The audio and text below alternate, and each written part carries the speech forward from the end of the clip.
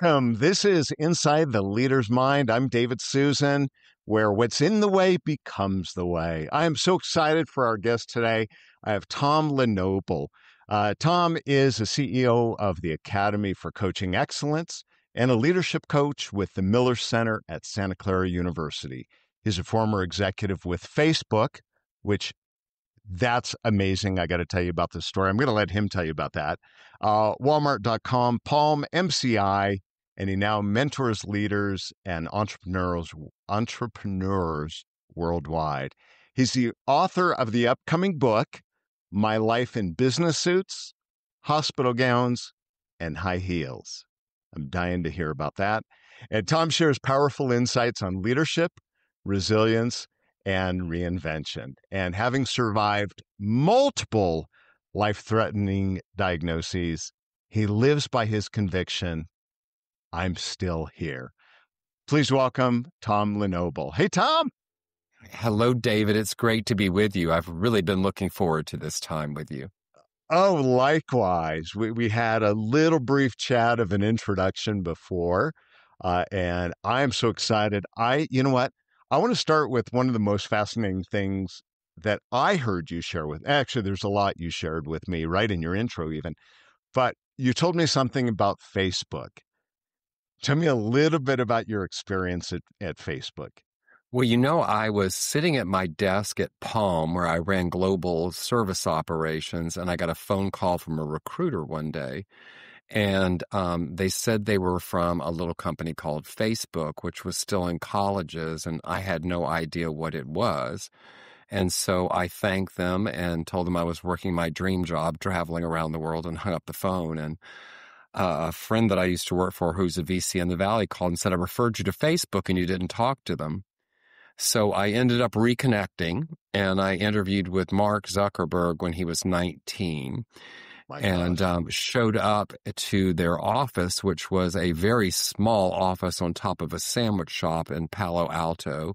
And I showed up in a suit, and as I scaled the stairs and I got to the top, as I looked across, what I was seeing in my suit was murals, graffiti art of women's breasts.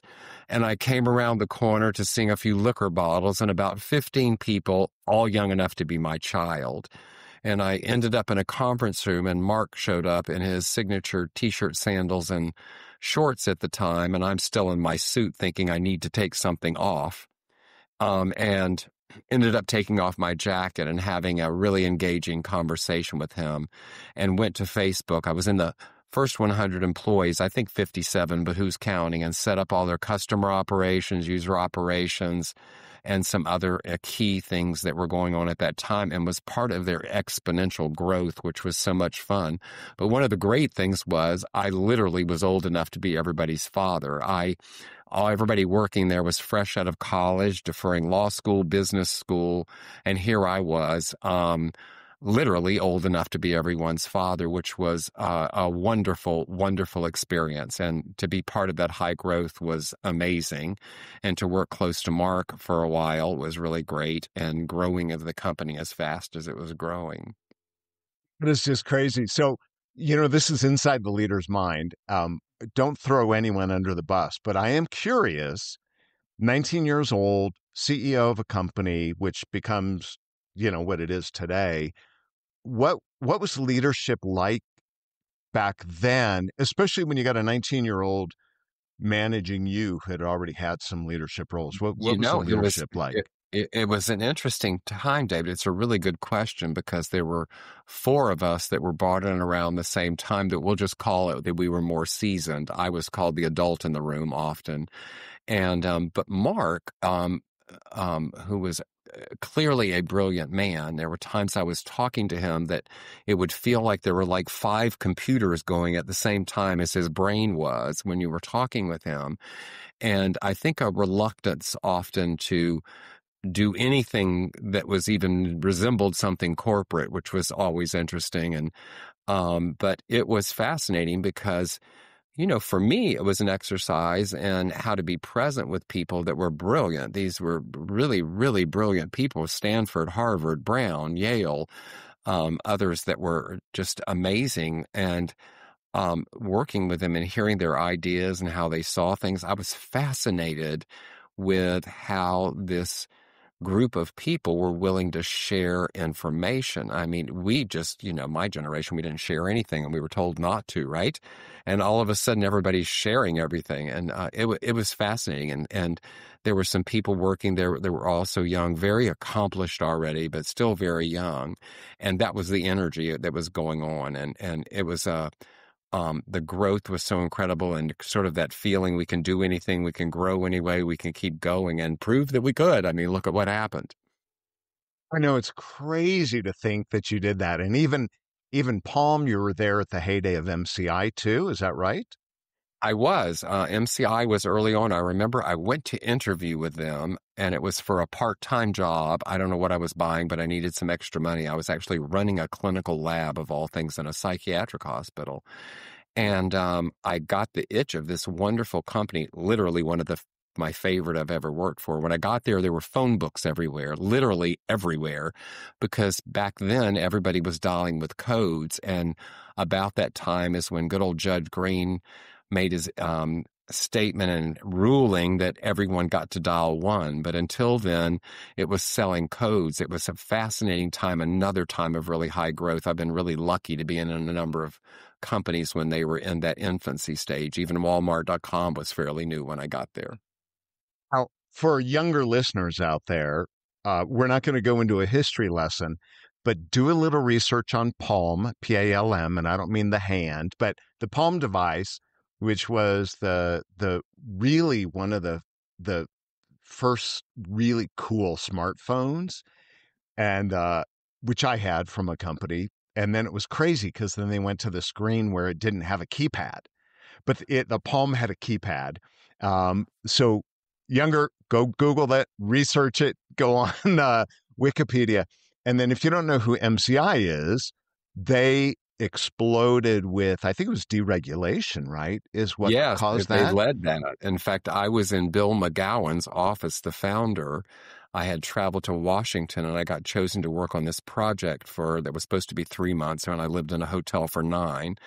And his secretary at the time, who when she started, she worked for stock, so she did just fine in the world, right? But she snuck me into his office. He was out of town, and I actually saw the check that had more nines than I've ever seen in my life on a check that they had gotten from this breakup of the Bells, and it was fascinating. It was a fascinating time of technology. That's just crazy. So do a little research if you're listening and you don't know who they are. So I want to jump forward to what you're doing today and what led you to do what you're doing today. Well, I took coaching, oddly enough, back in the late 90s. I took all the curriculum we teach today. So I took coaching from the company that I am the CEO of today.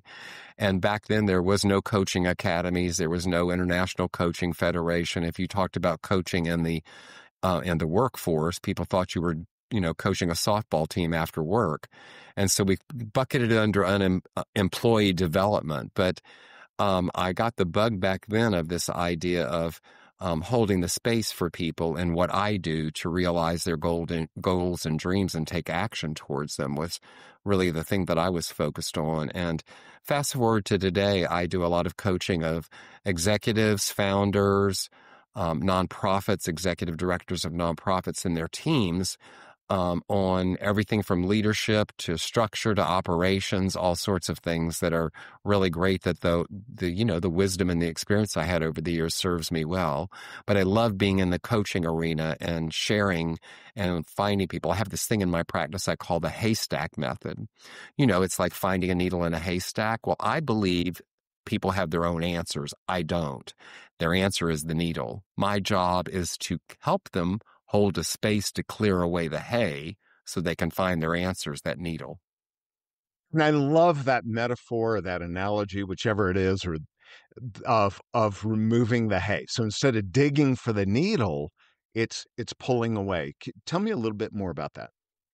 Well, I we work, it's interesting enough, called an ontological model. Most people don't know what the study of ontology is, which has been around forever. So psychology is the study of your thoughts, your dreams, your mind. Cosmology. Well, ontology is the study of being. So in the work we do, we're not interested in what happened at 5 or your last relationship. We're interested in how you're being and how that relates to reaching your goals and dreams and what you came here to do. So for me, the Haystack Method is one of those things where I don't think I have your answers. In fact, if I'm doing my job and I think I see your answer, I don't tell you.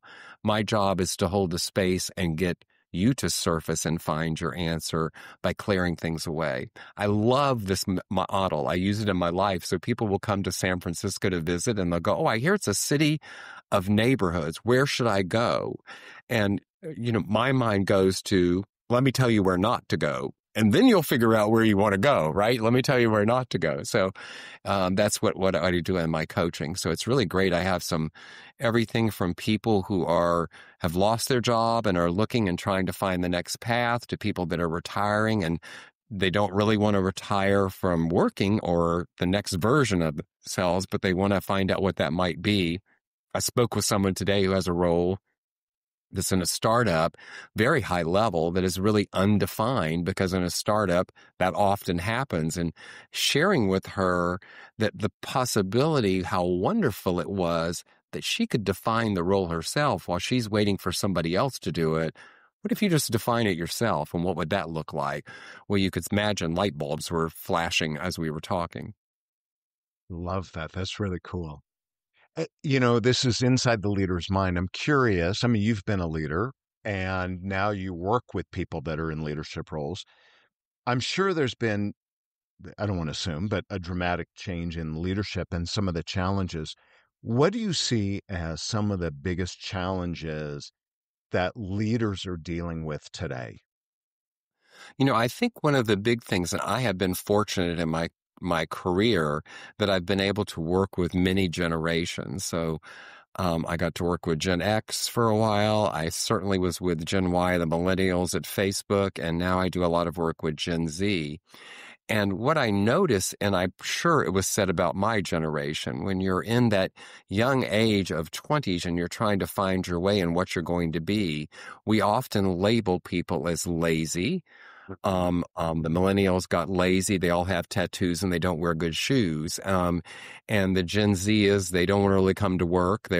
All they want to do is focus on mental health. And, we all had this in our time of whatever the issues were today that drove what our generation decided to grab onto and make it part of what we were doing.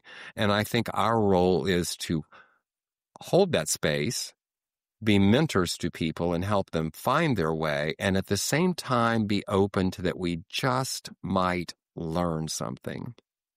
And so I think that's one of the challenges today. I know I used to do a keynote around the millennials back when they weren't yet quite fully in the workforce, and I would go to companies and give a talk about the millennials are coming. You think they're not coming, but your employees are getting ready to have this major turnover. What was really interesting is the boomers didn't go away at the time because of what was going on in the financial markets. And so both of them came together. And where I saw successful companies work was pairing them up.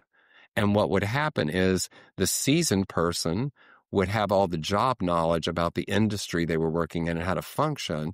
The younger generation would have all the technology knowledge, and they would share, and it was magical what would happen. I think we need to keep doing those kinds of things today, and it's really challenging for people to be willing to change what the norm is within their company or what the structure is to adapt. And to me, it's sort of like you really have no choice. This is the new workforce. Step up and get with it. I think the other thing that's challenging people today, which is here to stay and is going to just become more and more prevalent, it already is AI, and how we manage that in the company, how we manage people's perception, and how we monitor what's going on. I was fortunate that I saw the first fax happen at MCI, and I remember we all stood around and thought it was magic, and Piece of we paper coming out. just thought it was magic that we put this piece of paper and it showed up, and we were in DC and it showed up in Atlanta. And then we all got email and thought that was the latest, greatest thing. Now we were trying to get away from it. And then we got the internet and it kept going. And I see technology kind of gets to build on itself. And now we have AI. And I think how we assimilate that in our workforce and how we prepare ourselves for what that means for our people and what they're going to have to learn and how they're going to have to adjust and grow is critical, and it's not easy for everyone. So what advice would you have for leaders related to that today? What would you tell them? Well, some companies, because they're AI companies, I interview a lot of those people on my podcast, are embracing it. And so they attract people that are involved in it. You think of larger companies that changing and turning the ship is a bigger deal. I think the first step is to realize it's coming and you will be left behind if you don't catch on to it. And what I love about it is if you're smart, the younger people are going to understand it likely much quicker than you are and already using it. Engage them. What a beautiful way to engage with your employees than to involve them and help set the strategy of how it will all unfold. That's one way I think people could do it. What do you have you in your experience lately, let's say in the last 12 months,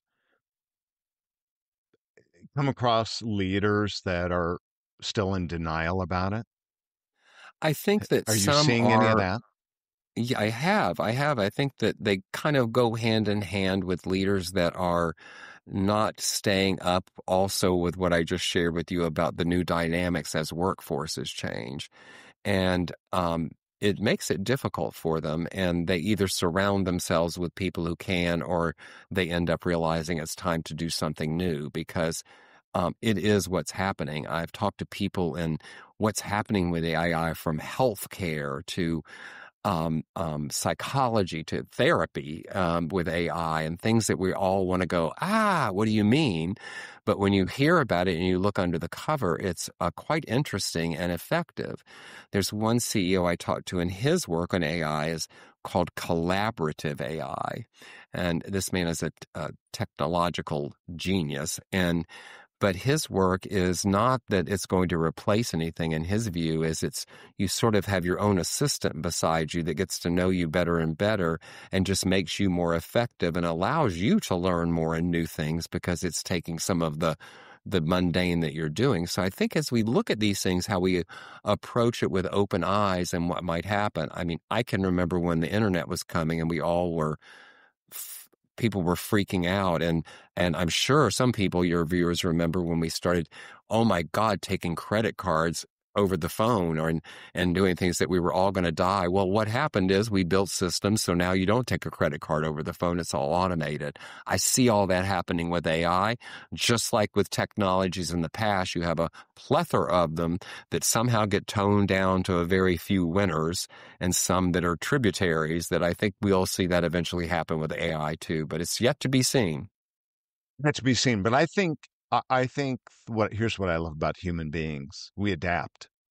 And whenever we say, "Oh, the sky is falling, it's going to replace all these jobs," it changes things. That's the biggest thing. And I think from a leader perspective, those of you listening, it's about accepting and going with the change because it is the only guarantee right now. There is going to be change. And I am curious how you feel about this, Tom, but maybe it's how I've always been. I love change. I embrace it. I get excited about the Palm and then the new iPhone and the new Android and the new internet and the new, all this. I love it. And it is just maybe because it stimulates my brain. And I've never feared away from technology because I think it's that acceptance of it's here to stay, and either like you get on the ship, you get on the train, or it's going to leave without you. Well, I think you're speaking of something, David, that's really interesting about how we are as human beings. There's sort of a spectrum. I'll call it the change-o-meter spectrum, because there are some of us that are what we used to call early adopters of technology, and there's those of us that forever are staying behind and aren't getting anywhere near it because of our own innate how we feel about change. And as you just said, and I believe wholeheartedly, change is one of the only constants there are. Everything is changing. Things are changing right now as we're speaking at some level. And so not to embrace it, I think, is kind of putting your head in the sand a little bit. But some people don't want to change. They don't want to change. They like what they've got and they want to keep it there. Yeah, it's true.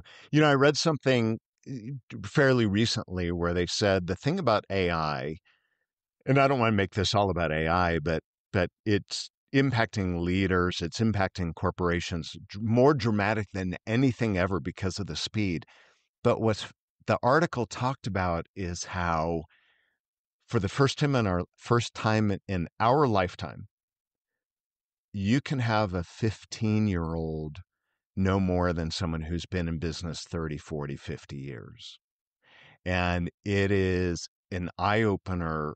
And I think that is what I think is the greatest fascination, but also risk, because a young generation, I mean, someone who's coming up, they can be more knowledgeable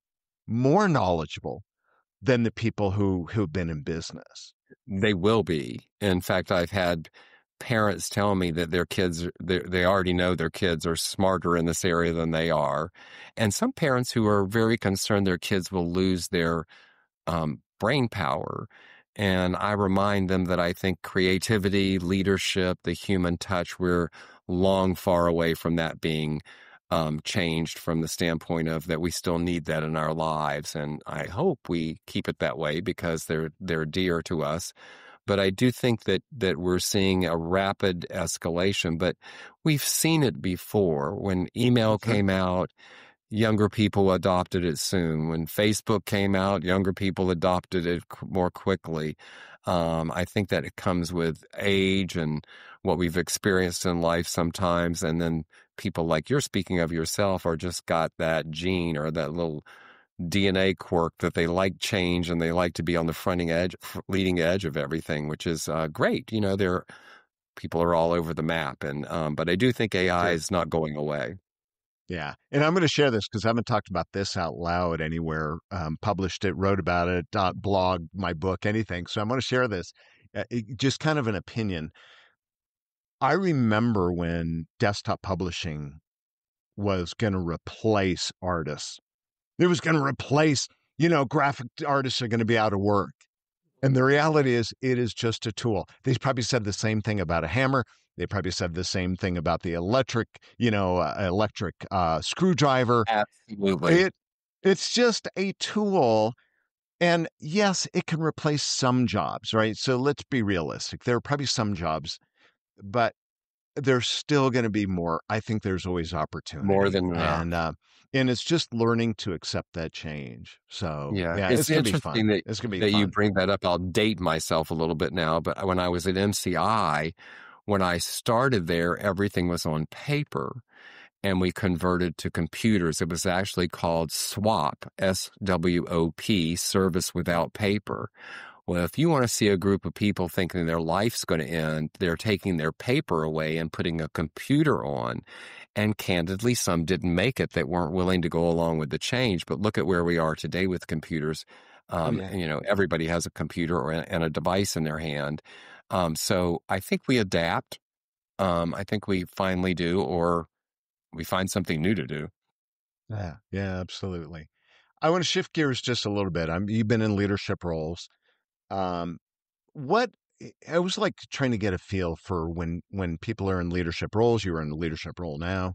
What do you feel your greatest strength is, or has been in the past as a leader? There's a few things I'll share with you. One is I have a deep belief that our people, our employees, are the key to the success of a company.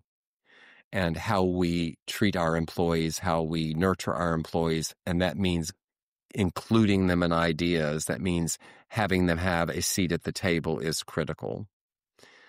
I think the other thing that happens is a willingness to listen. So many people that I speak with listen, and while they're listening to what's being said, they're thinking of how they will respond. They actually, what I think is going on is they don't trust themselves to respond spontaneously, which we do all the time. Right. I think one of the best things we can do today is when we're engaging with somebody is to truly listen and trust that we're going to respond appropriately, or we can say, let me repeat back to you what I heard, but to pay attention and listen, because here's the kicker. People know when you're not listening to them. They do. They do. The nonverbals, the intuition. Yeah, they know. And I think the other thing that I find is that it is a time where we must realize that things have changed from the standpoint of transparency, where in generations past and workforces past, things like salaries and comp and those kinds of things and company secrets were kept hidden. Today, younger people demand that transparency. And I think by not doing it, you're missing out on how this younger workforce is work and respond and want to be involved, and not allowing them to do that is like the millennials love to work in groups. That was a big thing I can remember being at Facebook. If you didn't let them work in a group it's how they grew up, and when you tried to stifle it in any way, you saw it in productivity, you saw it in ways that they do. The other thing would be that you give them the problem. Here's what we're having an issue with. I'd like for you to go away and come back and tell me what we do about it. Every time I did it with that group of people, I was beyond surprised at what they brought back of things. So we need to be willing to know that we don't know it all, and still be willing to be a leader while being a learner. Love that. Love that.